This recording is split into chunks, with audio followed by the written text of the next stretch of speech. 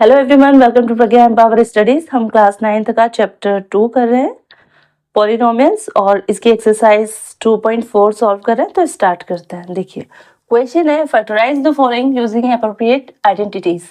तो ये दो पॉलिनोमियल्स है और इनको हमको सॉल्व करना है आइडेंटिटीज की हेल्प से, है ना। जो भी आइडेंटिटी हमने पढ़ी है उसकी हेल्प से हमको सॉल्व करना है। तो स्टार्ट करते हैं। देखिए ये पहला क्वेश्चन मैं सॉल्व करती हूँ। ये है 4y² माइनस 4y प्लस 1। यहाँ पे जो हमारा वेरिएबल है y है ना। x y z कुछ भी वेरिएबल हो सकता है। तो यहाँ पर हमारा वेरिएबल है y। 4y² minus 4y plus 1।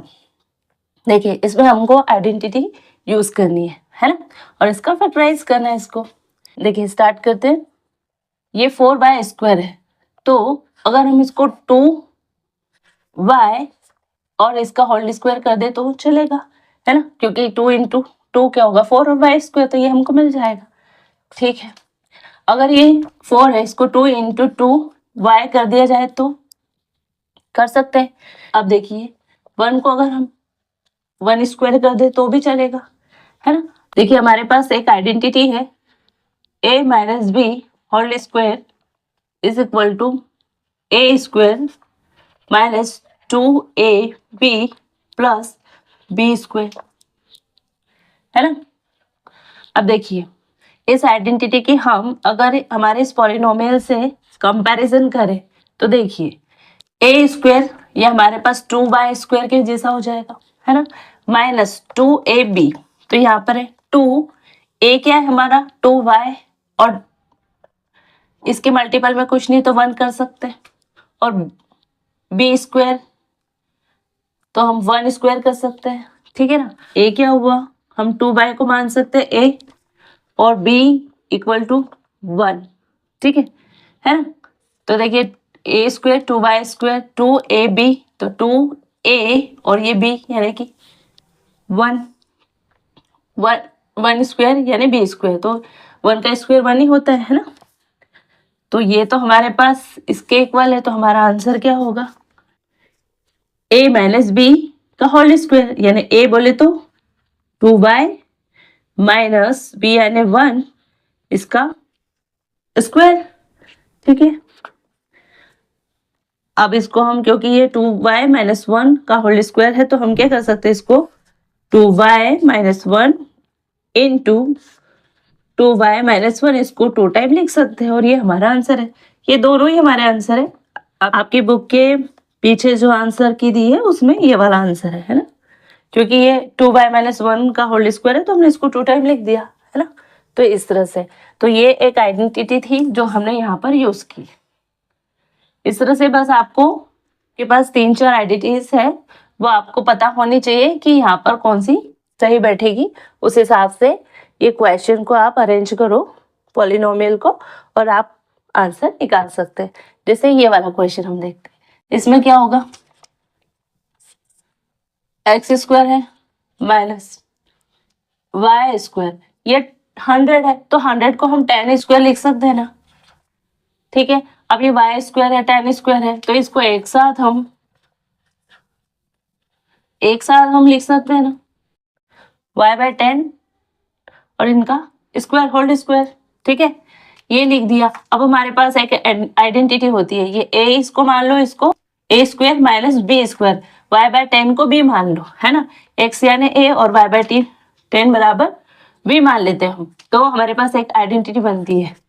a मान लो हम x को y या b मान लेते हैं हम y/10। अब हमारे पास एक आइडेंटिटी बनती है, कौन सी, a² minus b² equal to क्या होता है a minus b into a plus b। अब इसमें वैल्यू पुट कर दो। देखो ये पूरा a के इक्वल हो गया, ये पूरा b के इक्वल हो गया, है ना, a² और ये b²। तो इस आइडेंटिटी से हम ये बना सकते, तो a किसको बुलाया हमने, x को, तो x माइनस b यानी y/10, है ना, और a क्या है x प्लस b यानी क्या होगा y/10। तो ये आपका आंसर हो गया, और आइडेंटिटी जो आपने यूज की वो ये वाली है ना। तो ये एक आइडेंटिटी, ये दूसरी है। और एक और होती है जो मैं यहाँ लिख देती हूँ, कहीं और यूज होगी, a प्लस बी का whole square a square plus B square plus 2ab, है ना। बस इसमें माइनस है तो यहाँ प्लस है, इसलिए इसमें यहाँ पर माइनस है, यहाँ पर पूरे में प्लस आएगा। बस ये तीसरी आइडेंटिटी ज्यादा से ज्यादा इतनी ही यूज होती है। और एक ये है A square minus B square equal to A minus B into A plus B. बस आपको पहचानना है कि किस वाले क्वेश्चन में कौन सी आइडेंटिटी यूज हो जाएगी। बस जैसे इसको हमने कैसे अरेंज कर लिया, ये बाय स्क्वायर बाय 100 था तो हमने इसको बाय स्क्वायर बाय 10 स्क्वायर लिख लिया, तो ये पूरा हमारे पास b मिल गया, y बाय 10 यानी b मान लिया हमने, तो ए स्क्वायर माइनस बी स्क्वायर हमारे पास एक आइडेंटिटी बन गई। वैसे यहाँ पर क्या था, 4y स्क्वायर था, है ना, तो हम इसको 2y होल स्क्वायर कर सकते हैं।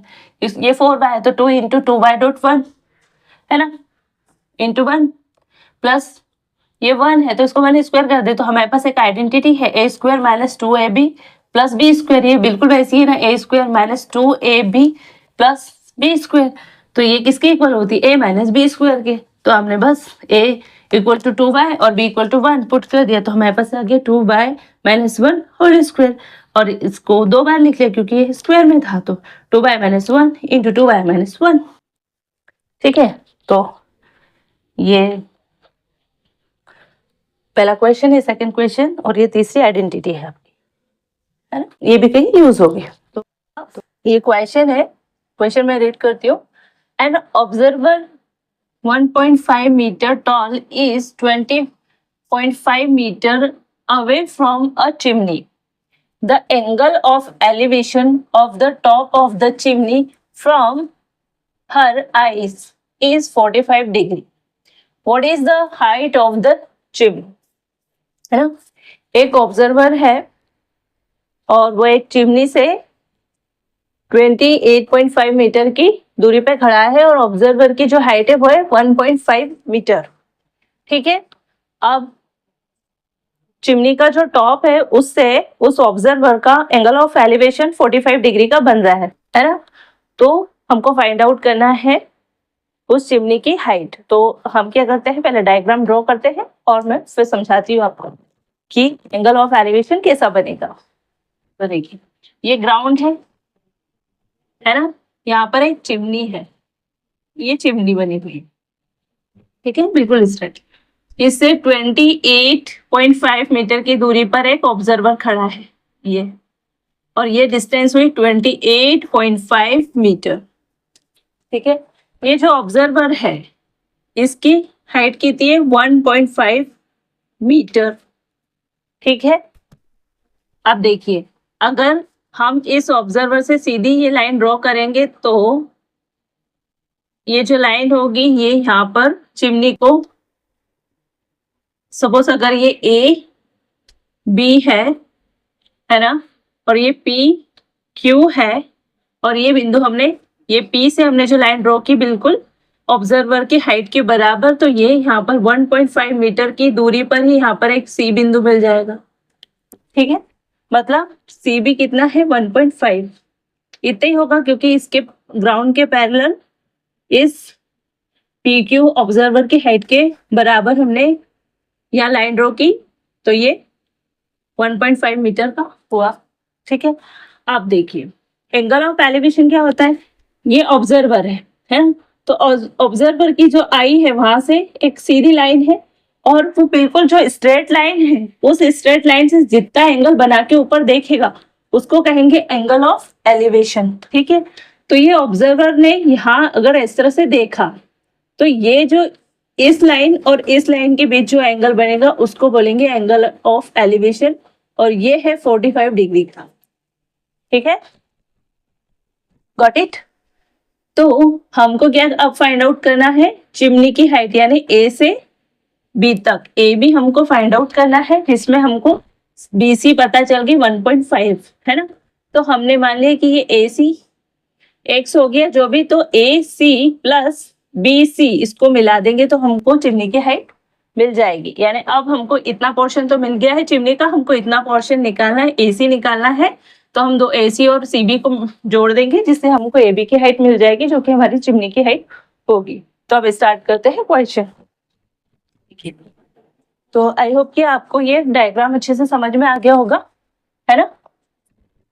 तो जो भी क्वेश्चन में गिवन होता है पहले हम उसको लिख देते हैं, है ना। तो इस डायग्राम को देखते हुए हमने क्या माना है, पी क्यू ऑब्जर्वर है, तो let P Q be the observer.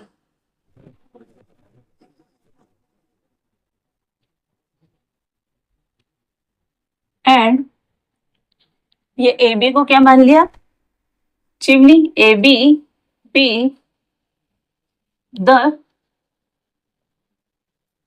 Chimney, ठीक है।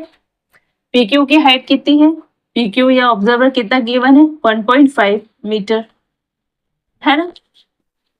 अब ये 5 मीटर है ना, और ये पी क्यू के इक्वल ही है, बीसी है ना। तो बी सी इक्वल है पी क्यू के, और ये भी होगी 1.5 मीटर, ठीक है। एंगल ऑफ एलिवेशन पी कितना होगा, 45 डिग्री का एंगल पी, है ना। हमको फाइंड आउट क्या करना है, A B height of chimney, यही फाइंड आउट करनी है ना। तो चलिए, तो ये चीज वो थी जो हमने इस डायग्राम में इस क्वेश्चन को पढ़कर बनाई थी। अब इसके अकॉर्डिंग हमने ये डेटा तैयार कर लिया है और हमको ए बी फाइंड आउट करना है जो कि चिमनी की हाइट है। देखिए एक चीज और, ये Q B equal P C के ही होगी, क्योंकि ये अगर यहाँ तक 28 है तो ये भी 28 होगी, क्योंकि ये दोनों पैरेलल है, बिल्कुल स्ट्रेट है, ये भी 90 डिग्री पर है, ये भी 90 डिग्री पर। तो ये पी सी भी क्या होगी, 28.5 मीटर, ठीक है। नाउ इन राइट एंगल, ये राइट एंगल ट्राइंगल क्या है, ए पी सी, तो ए पी सी है ना। Right angle triangle A P C में देखिए हमको ये फाइंड आउट करना है, ये तो मेरे पास है, हमको ए सी फाइंड आउट करना है, और क्यू बी के बराबर ही पी सी यानी ये भी 28 है, हमको ये फाइंड आउट करना है। तो हमारे पास टेंजेंट जो होता है टेन थीटा, उसमें रिलेशन किस किस का होता है, परपेंडिकुलर का और बेस का, है ना। हमको परपेंडिकुलर फाइंड आउट करना है, तो टेन क्या होगा, 45, क्योंकि एंगल 45 डिग्री का है, और ये क्या होगा, ए सी बाय पी सी, ठीक है। टेन 45 की वैल्यू कितनी होती है, 1, है ना। एसी की वैल्यू हमको फाइंड आउट करनी है, पीसी कितना है 28.5, तो एसी भी कितना होगा, ये यहाँ चल जाएगा, क्रॉस मल्टीप्लीकेशन होगा, तो ये भी आ जाएगा 28.5 मीटर, ठीक है। एसी की वैल्यू भी कितनी हो जाएगी, 28.5 मीटर। तो अब हमको एसी भी मिल गया, ये 28.5 मीटर, और ये सी भी तो हमारे पास ऑलरेडी था, तो ए बी यानी चिमनी की हाइट हम निकाल देंगे। Therefore, the height of the chimney क्या होगी, A B equal to A C plus B C, यही होगा।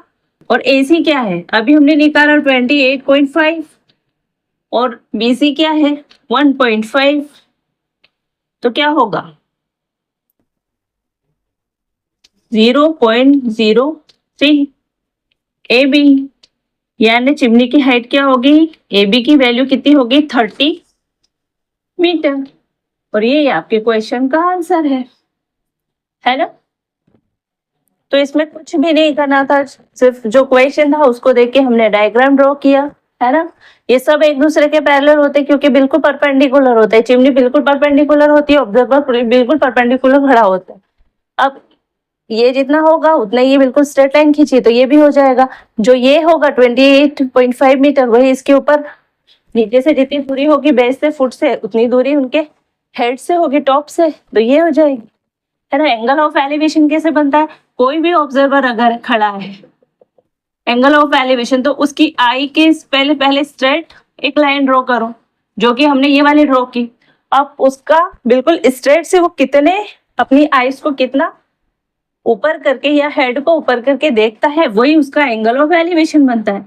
तो एंगल ऑफ एलिवेशन इस तरह से बनता है कि ऑब्जर्वर ऊपर जब देख रहा होता है तो एंगल ऑफ एलिवेशन बनता है, इसलिए ये 45 डिग्री का एंगल ऑफ एलिवेशन बन गया।